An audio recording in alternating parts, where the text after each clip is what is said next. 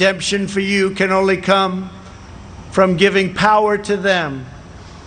This is a tired anthem spoken by every repressive movement throughout history.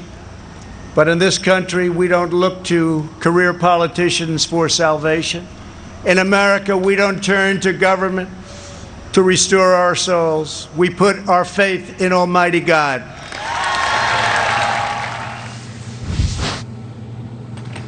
President Trump last night on the radical Dems' reliance on big government, their almost daily insistence upon dependency on big government. We're back talking with Victor Davis Hanson.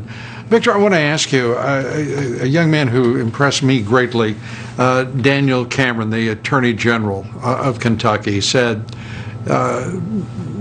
to the Democrats, "You cannot tell me how to vote because of the color of my skin."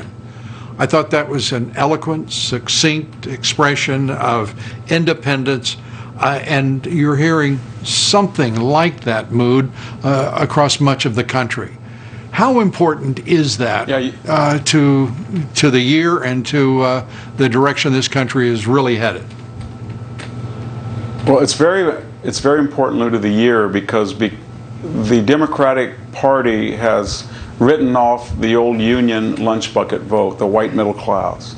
And it relies now on the very wealthy and their money and the very poor and often minorities. But it's so skewered, that dialectic, that it needs about 90% of the inner city vote, 95% in Philadelphia, Pittsburgh to balance out rural Pennsylvania or Detroit, rural Michigan or Milwaukee. And Barack Obama's proved that they could do it, at least in 2 years. Hillary couldn't do it. But what Mr. Cameron is saying is, you've relied on us so much, and you may think that I'm not the majority yet of the African American community, but we can beat you without the majority. People like me can get 10, 15, 20% of African Americans to vote and repudiate you, and because you've written off so many other groups, you're going to lose. And that's what terrifies the Democrats this year, that they have to have just an extraordinary, vast majority of African Americans, and they'll say and do anything to get that, and usually that means calling everybody a racist who appeals to the African Americans as individuals rather than collective. But more importantly, I think, Lou, this Republican convention, you said it, and others have said it, there was not a Romney there, there were not a Bush there, the McCain family was not there. This is a workers' middle-class party, and the emphasis was on class, class, class, and not identity politics and not race. And that's a far more inclusive, fluid concept. And it was very weird. Here were middle-class people, often with tragic stories, sometimes inspirational, but they weren't mad at America. They wanted to be lifted up of all different races. The Democrats were basically wealthy Hollywood, Silicon Valley, Wall Street types, party apparatchiks, and they were all angry even though America's been very good to them. And they want race, race, race.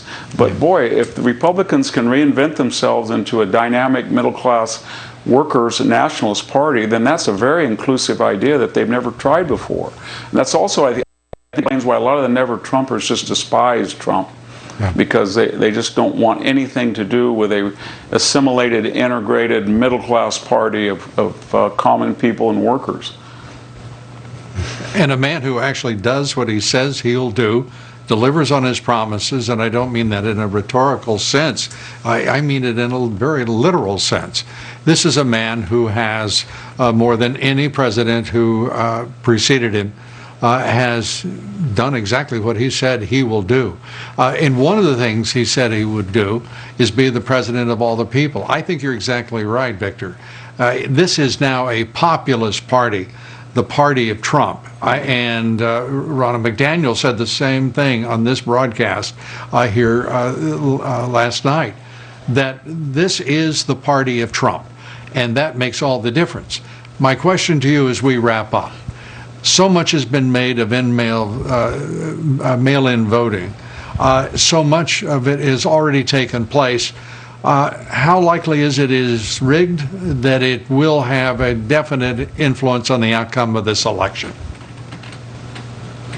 Well, I think we have to be specific. We're worried about, I'm in a congressional district where my Congressman David Valadao won by over 6,000 votes on Election Day, and because of third-party vote harvesting, he lost by 600 to the Democratic candidate. So it's something we got to worry about. We know why they're pushing it, but it's really a question in these states like Wisconsin, Pennsylvania, Michigan, Ohio, North Carolina.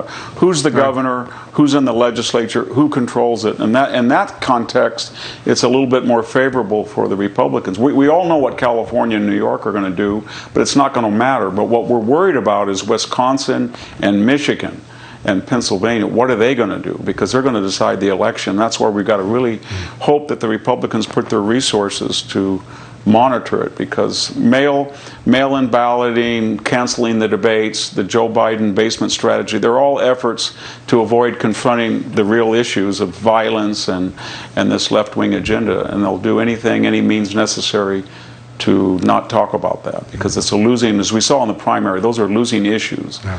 Of AOC and Bernie Sanders.